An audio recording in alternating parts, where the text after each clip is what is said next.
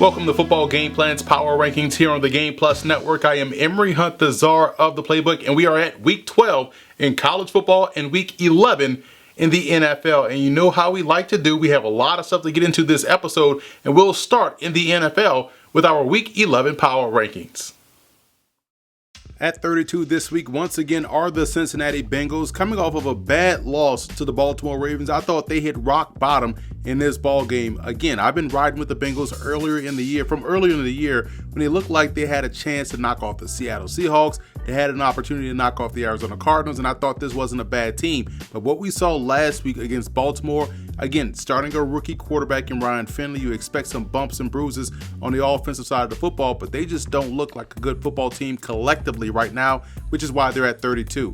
And at 31, you look at the Washington Redskins. They're coming off their bye week, and they announced this week that Dwayne Haskins will be the starter for the rest of the season, which is a great thing for his development and for this franchise moving forward. We're going to see what type of preparation went into from his first start against the Bills through the bye week and now against the New York Jets. Should be a great opportunity with his weapons at receiver against that secondary of New York that's thin on the corners.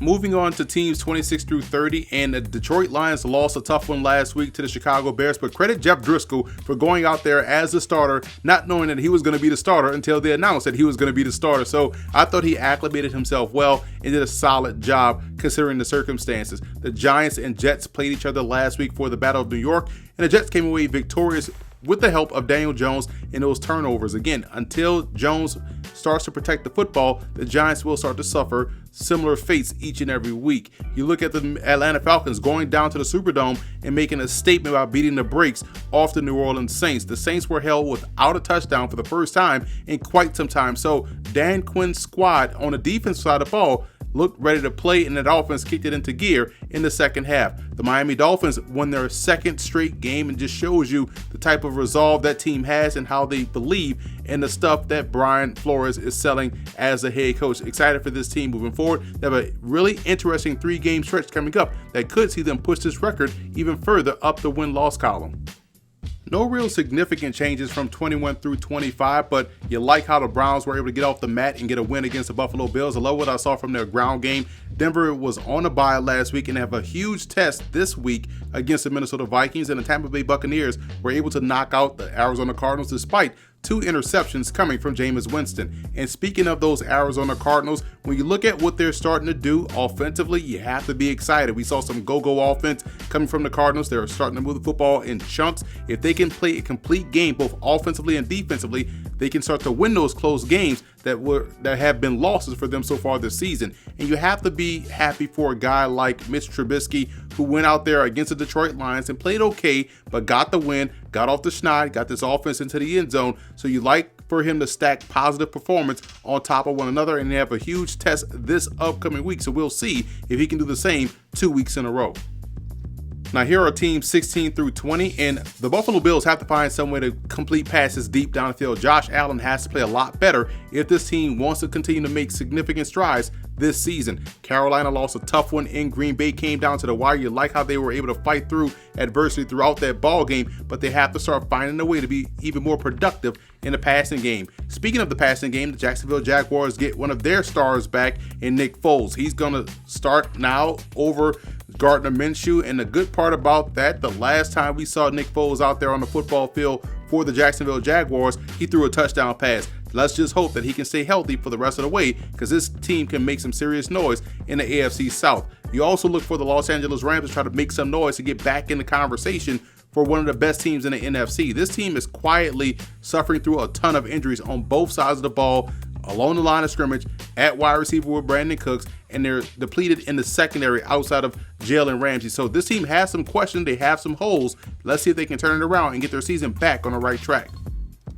Some really good teams here from 11 through 15. The Dallas Cowboys, tough loss against the Vikings, but you like what you saw from Dak Prescott. Philadelphia and Dallas, to me, are the same team trying to find that consistency, and it's no surprise that they're 1-2 in the NFC East. The Indianapolis Colts took a tough loss last week to the Miami Dolphins and hope to get Jacoby Brissett back in the lineup for this upcoming weekend. Tennessee is playing some really great football right now. You like what you're seeing from Ryan Tannehill. 2 straight games, 2 straight victories. You like what you're seeing from Tennessee. they can make some noise in that AFC South. So can the Pittsburgh Steelers in the AFC North. Quietly winning record. Like I've said before, no one talks about Mike Tomlin being one of the Coach of the Year candidates, but what he did with his roster, in particular that offense, you have to give the man his props. He's done a great job so far this season. Moving on to 6 through 10, and you look at that Minnesota Vikings football team. Great defense, MVP candidate at running back, and Dalvin Cook, and they're playing some good football, especially Kirk Cousins, and playing complimentary football and doing a solid job inside the red zone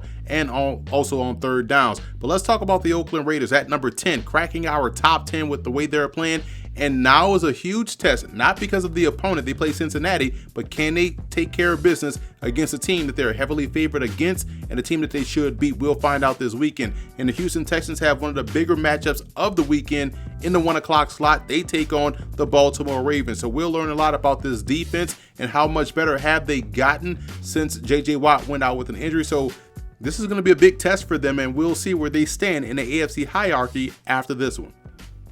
And finally, we get to our top 5. The New Orleans Saints, atrocious in the Superdome this past Sunday against the Atlanta Falcons. Jimmy Garoppolo once again proved that he was the reason why they didn't win a game. Yes, they had injuries. Yes, they had dropped footballs, but he took a couple of sacks and looked scared throwing the football. That's not what you want to see when you're facing the gauntlet of the schedule that they have remaining. But you talk about a team that no one wants to face, the Baltimore Ravens, and they're on that schedule for San Francisco. This is a huge game for the Ravens, a AFC playoff type matchup against the Houston Texans. And while the talk has been about Lamar Jackson, you have to talk about that secondary and the improvements they made since Jimmy Smith came back, since they brought over Marcus Peters and teamed him up with Marlon Humphrey. Those three have formed one of the best secondaries in the AFC.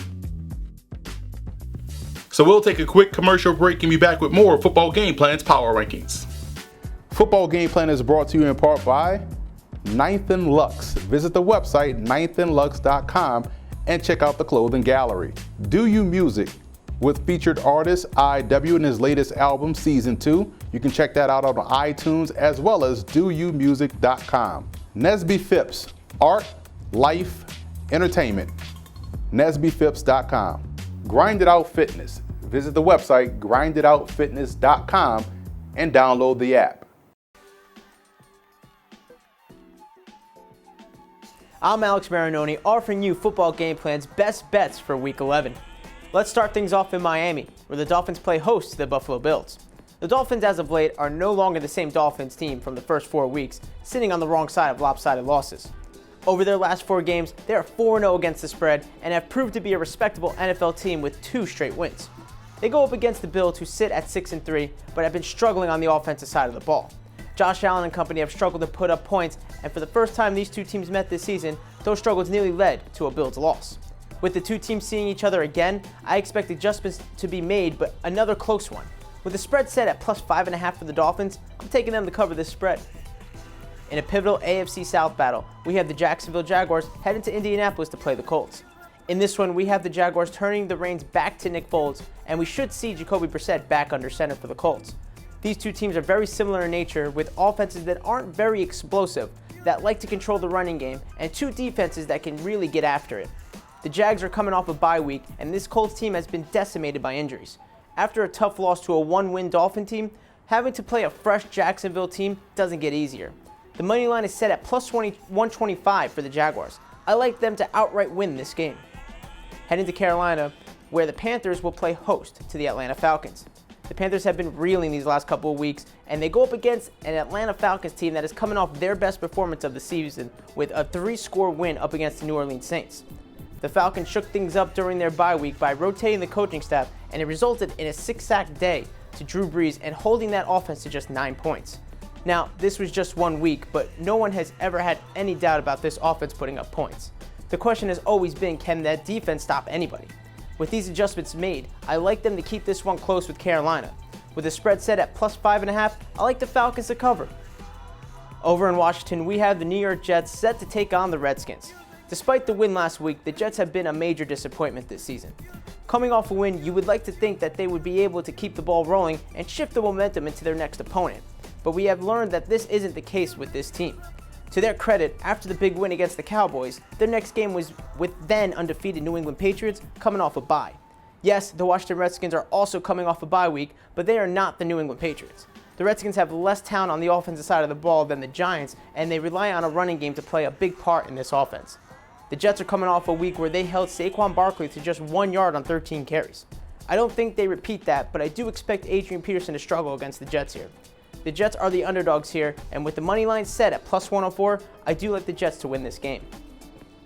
Out in Tampa, we have the Buccaneers hosting the New Orleans Saints. The Saints are coming off their worst loss of the season, where they saw the Falcons harass Breeze all game.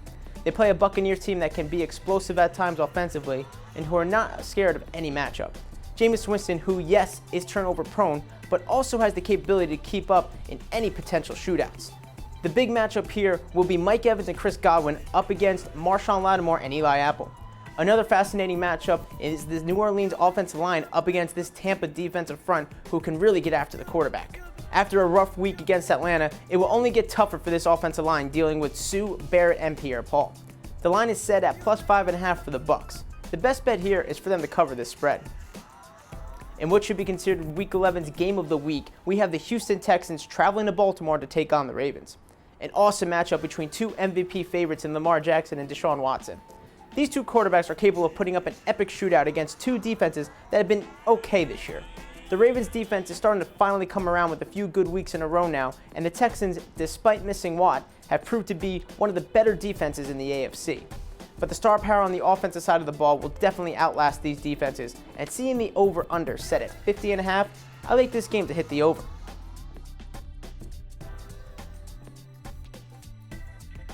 Emory Hunt, the Playbook, back with you here just to give you a few more best bets. This time going to the FCS, the Football Championship Subdivision. You look at the first game we have on our left, Davidson versus Stetson. Davidson's offense averages about 40 points a game, so easily take the over, which is set at 55.5. This one should be a shootout down there in D-Land, Florida. What also should be a shootout is up in West Point, where you have Army 34.5 point favorites against VMI. Now, VMI has a great offense. They can run the football. Alex Ramsey is a great running back, but that defense won't be able to stop that triple option attack. Lay all those points with Army. You also look at another big game in the FCS, Bethune-Cookman and North Carolina A&T. The winner of this one gives themselves a leg up in the MEAC championship race. You also look at Bethune-Cookman's defense, the best part of their football team. That's why I think this one will be close. Take Bethune and the points. Moving on to the right side, Villanova is taking on a first-year FCS opponent in LIU. Lay all those points with that big blue Villanova defense, 33.5 points. And you look at the game between Towson and William & Mary. We talk about the go-go offense. They have found their rhythm. They're starting to score points, 30-plus points a game the last two matchups. This game, Towson, also with Joe Flacco's brother, Tom Flacco, can score a lot of points. Take the over in that one. In the final game, Yale versus Princeton. No one is giving Yale's defense credit. They will give Princeton problems. Take Yale and the points in this ball game.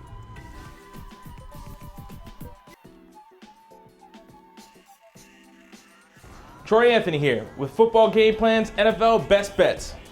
This week we have the Carolina Panthers taking on the Atlanta Falcons. Panthers had a close loss to the Green Bay Packers this week, and the Falcons came out of nowhere to take care of business against the New Orleans Saints. Regardless of this past week's matchups, I like the Panthers here on the money line, minus 240. I'm not sold on the Atlanta Falcons that they can just come in and take care of business against the Saints. I like the way the Panthers have been playing all year, and I think they get it done again in this one, in this divisional matchup. In another divisional matchup, we have the San Francisco 49ers taking on the Arizona Cardinals. A game that we saw about 2 weeks ago, where the Cardinals kept it close with a late Andy Isabella touchdown. I like the Niners here on the money line at minus 560. They just had a tough loss against the Seattle Seahawks, and I think they bounced back strong against Arizona. I don't think Arizona can keep this one close this time around. And to our next one, we have the Patriots against the Philadelphia Eagles. Rematch of that wild Super Bowl a few years back. But no Nick Foles in this one. I like the Patriots at minus 3.5. Coming off a bye week, I just trust Bill Belichick and Tom Brady that they're going to be able to get it done against this sketchy Philadelphia Eagles defense. Oakland, Cincinnati. Oakland, on one hand, is resurgent this year, bouncing back after a horrendous year last year. Cincinnati, they're sitting at 0-8 right now. I like Oakland on the money line here at minus 500. That's a big money line. You might want to parlay that with something else that you feel favorable about. In the next matchup, we have the Los Angeles Rams taking on the Chicago Bears. Two teams who a lot of people had going to the Super Bowl. Two teams who a lot of people had going deep, at least guaranteeing themselves a playoff berth. But also two teams whose season is not going how they feel. Regardless, I like the Rams on the money line here. I'm not too favorable of Mitch Trubisky back there at quarterback for the Bears, and I think this defense gets a little sketchy in this one. And in the last final matchup of the week, we have the Monday night game, the Kansas City Chiefs against the Los Angeles Chargers. I like the Chiefs -4 here. They're coming after a tough loss against Tennessee. I think that they get the job done. Pat Mahomes is going to be reeling. I don't know if the Chargers have enough firepower to stick with the Chiefs in this one. Troy Anthony with Football Game Plan's NFL Best Bets. Be sure to order your copy of the Go-Go Offense by Coach Brennan Marion on footballgameplan.com/GoGoOffense. Coach Marion goes through the ins and outs of his explosive offense, one that's tearing up the college football field and putting a lot of points on the scoreboard. Again, you can order your copy at footballgameplan.com/GoGoOffense.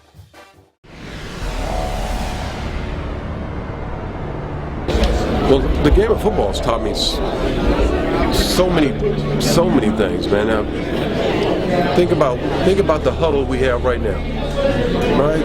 I tell people this all the time. There's a reason why they call it a huddle. People have been huddling all their lives, trying to find ways to enhance each other's lives. The great teams do that all the time. The great teams do that. The better the huddle, the better the team. And so it's simple, man, how if you huddle for all the right reasons, we wouldn't have Ferguson. We wouldn't have some of the challenges that we have in our society. But as we all know, there's always a moment when somebody doesn't belong in the huddle. And yet we have to continue to move on. We got to continue to play. So the game of life, man, is always starting with the huddle. And for me, I'm lucky enough to know that, by the graces of God, man, it's been a nice huddle. It's been a nice huddle. And if I just keep making sure that he's in front of me, I'm gonna be all right.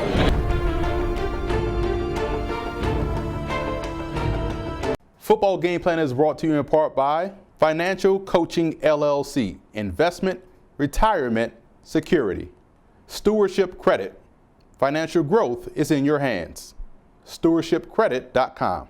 Adrienne Marie Photo, photographer, writer, management. AdrienneMariePhotography.com. Lock Multimedia. Now that the college football playoff rankings have been unveiled for Week 12, let's take a look at what I believe is the true top 25 in the nation in college football, with also a couple of bowl pairings for the New Year's Six Bowls as well. We're just going to use the committee's rankings that came out today, and I don't have a problem with 1, 2, or 3. It's number 4 that I have an issue with. I don't think Georgia is as good as the number 4 team in the country. I would have put Alabama at number 4, setting up an LSU-Alabama rematch in the playoffs. But as we look at the rest of the top 25, there are some teams on this list that you would like to see vie for that 4th spot. Obviously, we talked about Alabama. Keep an eye on Oklahoma and Jalen Hurts and what they can do offensively. Notre Dame still has an outside shot, but they have a tough matchup against 23-ranked Navy, and we know how much that option attack can give teams problems. But let's talk about Utah and Minnesota. No one is speaking on how great Tyler Huntley has been at the quarterback position for the Utes. He's been spearheading that offense, and we know defensively they can get pressure without blitzing, and they have a huge matchup coming down the pike against the Oregon Ducks, which could shoot them up the rankings, in my opinion, and help the Pac-12 get a representative in the playoffs. In Minnesota, we just saw them beat down Penn State. They were aggressive on both sides of the ball, taking shots deep down the field in the passing game, and it's going to be up to this Golden Gopher offense to keep that same energy against Iowa, against Wisconsin, and hopefully if they come away 2-0 in those 2 games against the Big Ten champion, which could be Ohio State. And you know what? Let's talk about Baylor. You talk about Oklahoma, you talk about Jalen Hurts, but right now Baylor is sitting undefeated, playing great defense. They can run the football. They're getting adequate quarterback play, and they've won games in a blowout fashion. They won games tight. They won game in overtime. So we've seen them play multiple types of games, which is exactly what you need if you want to thrive and get to the playoffs. So keep an eye on Baylor as well as a team that could be a fly in the ointment, but could also end up either at number 4 or number 5 before it's all said and done. And just because, let's take a look at what a 16-team playoff will look like based off the college football playoff rankings that came out earlier this week. Man, this would be ideal for the FBS. I wish it would have happened. We know that it won't happen because too many people will lose money in the bowl games. Too many people will lose money not being the college football players that are actually out there on the field. But this would be an ideal situation. We already see it in the FCS. We already see it in Division II and Division III, in the IA, JUCO. Every other level of college football plays in a playoff. The FBS needs to join the table, get with the program, and make it happen. So that's a wrap for this week's episode of Football Game Plan's Power Rankings. Be sure to follow me on all of my social media accounts. And don't forget to check out and subscribe to the Football Game Plan Network located at youtube.com/footballgameplan. Also, be sure to subscribe on iTunes to Football Game Plan Podcast. You can find our NFL All 32 podcast as well as our FCS Opening Drive podcast. And keep it locked here on the Game Plus Network all week long, Thursday and Friday, for Football Game Plan's NFL All 32 show and Football Game Plan's College Football Tailgate show on Friday, all of which are at 6:30 p.m. Eastern Time. Check with your cable provider for channel listings.